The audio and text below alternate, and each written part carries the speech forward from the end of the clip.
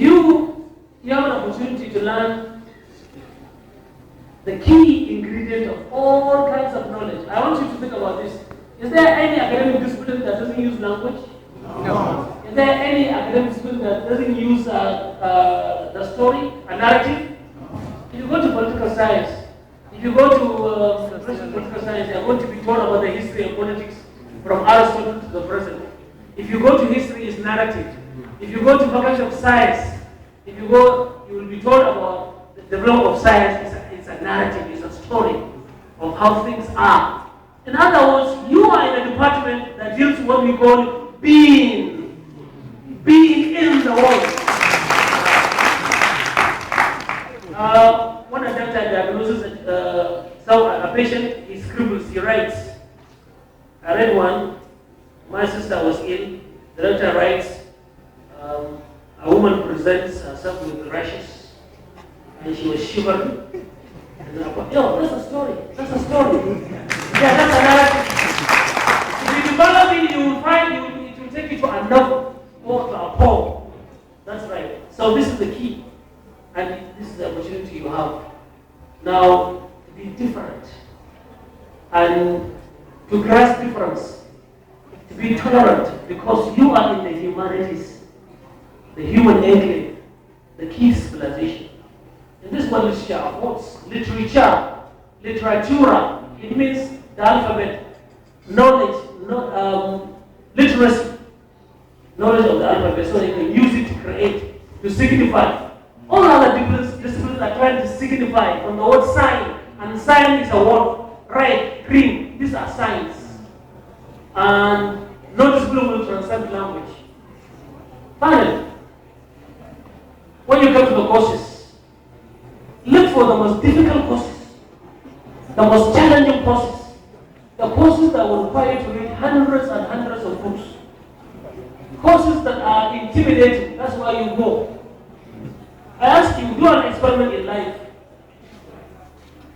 If somebody is given a lecture and you know he's going to talk about A, B, C, D, E, F, G, and then he's going to talk about what you know, would that lecture be interesting? So this is the challenge. This is the idea of the intellectual. What is intellectual? You come to the unknown, and you seek to conquer it through nothing, not with using a gun or with valor, but with knowledge. You bring it under your own concept and understanding, and it challenges you. Anyone who runs away from this is not going to do well in English or any other subject. I think this is what you need to grasp. And finally, in this department, you have an opportunity also to know the other with a capital O. You know the other? I tell you, I grew up in the city of Kano.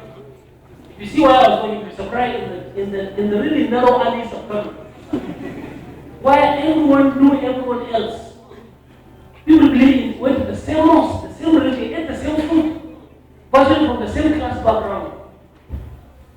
The other is that which is an experience of the impossible. Most of you, when you come here, you find an Igbo man from somewhere else. Many years ago, there are even expatriate teachers. You find people who are different, who didn't come from your background. These are the people you find in novels, characters. That's the thing about literature. It's only literature in this world that has created compelling, beautiful characters. Macbeth. You know about Macbeth? Okonko, Marlowe, Katz. You won't find them anywhere else but in literature.